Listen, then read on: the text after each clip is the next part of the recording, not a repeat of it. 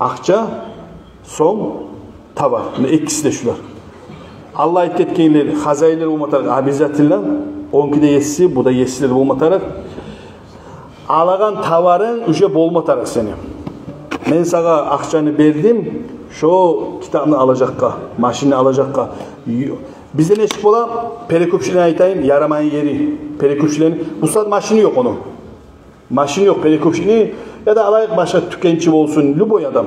Bu saat tavarı yok onun. Ne şu adamla iş yaptırgan adam. Geldi bu kadar kilyen milyon veremem, maşinin var diye. Bu ayta barda koya. Yok onunkine asam ne? Bu bile kayda alıp olagandı bile o. Bar değil. Davay masaya milyon değil. Mesela bir ne bileyim program, Western masa satıp aldım değil. Yakşı düşten sonra akkelemen değil. Kapıda üyüneyin söyle, üyüne yok. Barıp pazarda hatta bir önkün ala. Şu satı sana almayı kardeşler. Satı olmak için tavar üce seninki olma taraf. Tavar seninki olma taraf. Bu bir daha yeni. Bir daha ikinci yeri şu arka işaran yeri kardeşler. Akçanı sen aldın. Maşinde söylep algansan. Sen paka maşini kolun almayı durup, haydamayı durup, bizi aramayı durup, satmada yaramayın. Buna şu dağda bek apasın yeri. Bu da apiyataki perikupçiliğe gel kala. Ben maşini salık olmam biz bilegen kütte. Biz bilmeyenizde arada var kop kardeşler. Ben size bilenzan aytayım. Misal olup dursun şu. Perikupçiliğe hatır kalmasın. Kalazan şu orada iştirtarsınız. Nete maşin buna toğulgan maşin. Şu yerde duran maşin. Milyonuna satıp aldın. Time gelsen. Üce milyon yarıma izleysen kiliyeni. Şu zanı şariatta minip hatabı arın taydır. Biraz alga atkayda. Özünkine maşin tazala. Onu hazan işletme tarif şu zatka.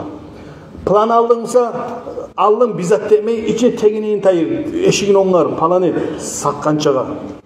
Lüboyzat kardeşler adam algan son oğlunu almatarı, oğlunu alıp olmaygan plan üyüp olsun, kilitini alıştır. Tezessin namızı onlar o adam hazan işletip özünki bol etmetarı. Şu satkançağa özünki bolmatarı. Hala aytsa mesela men ne başkar diye gelir var bizim aramızda. Men o kadar akçanı verdim, o bana malını verdi. Ne başkar diyeyim 8. Kanşa başka tuğlu. Razborkalarda olmasa, bizzatlı olmasa, şonu akçası seninle kaldı, şonu üyü seninle kaldı. No bil koyuz, sen akçan. Şonuna, şonu üyü seninle. Anlaşıldı ki manası. Bir daha ikinci yeri, hatta seni öylesen, şonu malı.